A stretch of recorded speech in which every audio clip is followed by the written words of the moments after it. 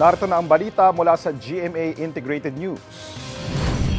Inabutan po ng ulan ang mga bumisita sa ilang sementeryo ngayong araw.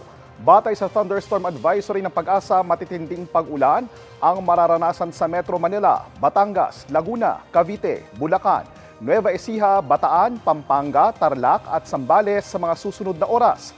Kabaligtaran naman sa Dagupan, Pangasinan, kung saan inaasahang papalo ang damang init ngayong araw sa 45 degrees Celsius.